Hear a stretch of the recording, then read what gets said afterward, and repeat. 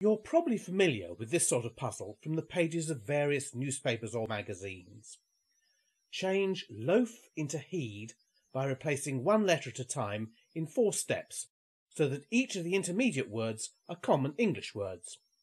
One possible solution is this. All the words are common words, with each differing from the one above by 1 letter. There might be other sequences of words that achieve the same goal, but since loaf differs from heed by all 4 letters, we need a minimum of 4 steps to achieve that goal. No other sequence of words could get from loaf to heed more efficiently than the sequence you see in front of you.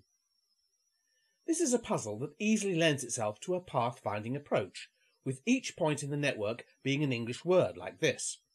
There aren't any weights on each of the partial paths, and the efficiency of any route from start to finish would be judged simply by the number of steps involved. So how do we go about turning that puzzle into a JavaScript program? As always, I start with a screen layout, achieved using a variety of HTML tags. The crucial thing here is the ID properties given to these input fields, so that JavaScript can refer to them. The initial and final words, loaf and heed in our example, are referred to as initial and final. The button below them calls the function findPath that sets the whole process in motion. Below those, we have 2 text areas, one for loading the vocabulary into the program, called load, and one for showing the partial paths as they are constructed, called showPaths. Speaking of a vocabulary, we will need a list of all the legal common 4-letter words. I've created a list of about 550 words on the page corresponding to this project on my website. You'll need to download that list if you don't want to have to create your own. All the words are in uppercase, as I find it easy to work entirely in uppercase. I haven't included any names or rude words. You might like to remedy that omission if you like. Open up the vocabulary in a text editor like Notepad, copy the contents into the text area on the left, and click the button to load it in.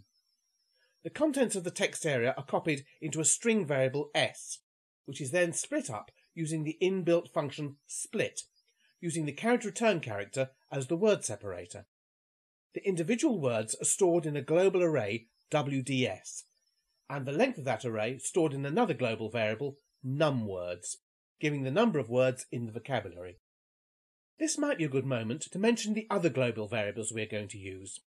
WDS and numWords we have already seen. The variable Heuristic is a flag which tells us whether we are going to be using a heuristic or not. Such flag variables I tend to put in uppercase letters.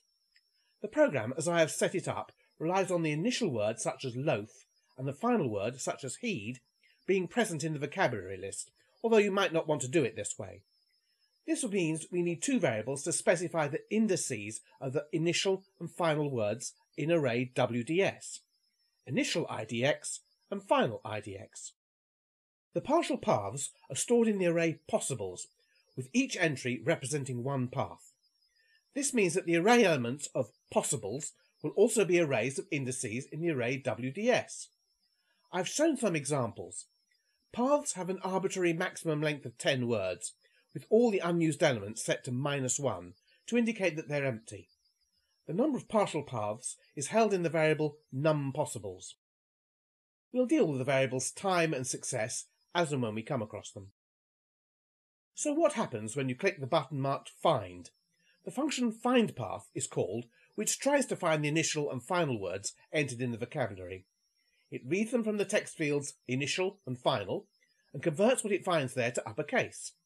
Then it goes through the entire list, and when it finds each of them, it sets the global variables initial IDX and final IDX to their positions. If it can't find either of them, then the appropriate index stays at -1, and the program reports an error and quits. Note the double assignment, setting both these variables to -1 in one and the same statement. You can do that in JavaScript. Assuming that findPath does find both words in the list, it sets up the first, and so far only, possible partial path, consisting of the initial word, well, its index in the vocabulary at any rate, and nothing else. It sets the variable success to false, and that will only be set to true if and when we work our way through the network to the goal word. Finally, it calls the function expand, which does all the heavy lifting in this program. Just before we jump into expand, I want to polish off 2 smaller functions. We've just seen addPath called. Well, here it is, or rather here's the simple version of the function. When we start to include a heuristic, this will be the function that we have to alter. What the function does at the moment is copy the path that it is being given into the array of possibles, and then update the number of possibles afterwards. Firstly, the number of possibles has to be increased after the values have been copied across to ensure that the first possible path, when num_possibles equals 1, is copied into array index 0 and so on.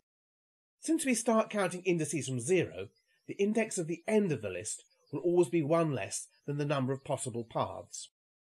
Secondly, look at the way that the partial path is copied into the possibles array, one element at a time, using a for loop. It will be so much easier to do it in one assignment, like this. And JavaScript does let us do that. So why didn't I? Because JavaScript is rather sneaky when it comes to assigning one array to another. Let's take a brief detour and look at this small snippet of code. The array first contains 3 elements, ant, bear and cat. We set the variable second to the same thing, so now second is an array of 3 elements, ant, bear and cat. Now we change the first element of first to wasp. What will happen when we print out the first element of second? Well, we get ant, don't we? Second was sent to ant, bear and cat, and that wasn't the array that we changed, so we get... oh, actually we get wasp. What happened? Well, when we set second to first, JavaScript didn't make a second copy of the array as it would do with a simple variable. No, it simply made second point to the same section of memory that first pointed to. Effectively, that array now had 2 names. So when we changed the first element of first, the first element of second changed also. In our word puzzle program, we don't want arrays to do this. When we copy an array to some other variable, we want 2 independent copies. The only way we can do this is to set up the second array separately, and then copy the elements across one by one using a loop. You'll see that done a couple more times in this program. The other function you can see here is difference. This compares 2 words in the vocabulary, given in the form of 2 indices on the list, on a letter-by-letter basis, to see how many letters different they are. It returns a number from 0 to 4. Function expand is so long and complicated that I have to explain it in bits. Here's an overview. If num_possibles is 0, then expand knows that no possible route from initial word to final word exists, so it reports the fact and quits. It's tried every possibility and they've all run into the sand. Otherwise, expand follows this strategy. It removes the first partial path from the list and transfers it into a temporary array called firstPath. This is the one that will be expanded. It finds the position of the last word in that list, the last entry that isn't -1, and stores that in the variable leaf index. Then it goes through all the words in the vocabulary and finds all the words that are 1 letter away from that end word and that aren't already in the path. And for each one it finds, it adds the new word to the end of firstPath and adds it onto the list of possibilities. If, during this search, one of the suitable words happens to be the final word, then that means the puzzle has been solved, so the program reports success. Otherwise it calls itself again in a recursive manner to expand the next partial path on the list. This is how expand gets the first partial path and removes it from the list of possibles. Removing the path involves simply shuffling all the other paths below it up 1 space, like people shuffling forward in a queue when the first person leaves. Note that at every stage, the copying is done the hard way, element by element. It's an easy matter to get the length of the partial path we're considering and store it in the variable leaf index. Leaf index starts off as 10, which is the arbitrary upper limit on path lengths, and then it is reduced until it finds an array entry that isn't -1. Now for the main part of the function, the part where it goes through all the words in the vocabulary. For each one, it checks to see if it differs from the end word on this path by 1 and only 1 letter, and that the vocabulary word is not already present in the list. If both those conditions are true, then a temporary copy of the partial path is created and the vocabulary word is added to the end of that path. If the word found happens to be the final word, then an alert statement is fired up that reports success and displays the path found. The variable success is set to true so that no further searching will take place. If not, The new expanded path is then added to the possibles list, and the next vocabulary word is tested.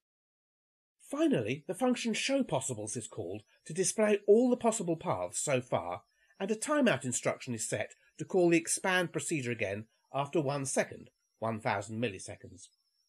This means that each tick of the clock updates the list and displays a new one. If you find that the program runs too slowly, you could reduce that figure to, say, 500 or lower. And this is where the time variable comes in. We have to have some global variable that we can set to the timeout instruction itself. That's just the way it's done. It would be possible simply to put the calls to function expand within some extensive while loop, but this has the effect that after a certain time, your web browser will assume that the program has crashed and will keep interrupting you, asking if you want to close the program down. It is far better to have a function call itself with a timeout instruction as shown here, as the web browser will treat this as many different small programs. That's the program essentially, with one omission. So far we have defined a variable called Heuristic, which we haven't actually used.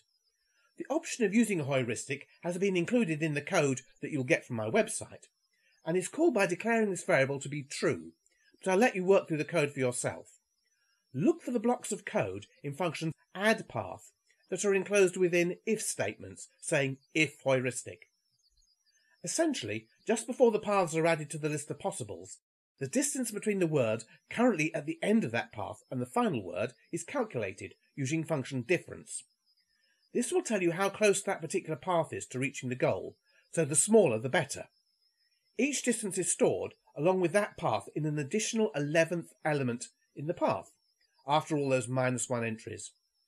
Instead of simply slapping the extended path onto the end of the list, the distances of the existing paths are checked from the beginning, and as soon as a distance is discovered that is the same as the one for the path to be added, the new path is inserted just before that entry.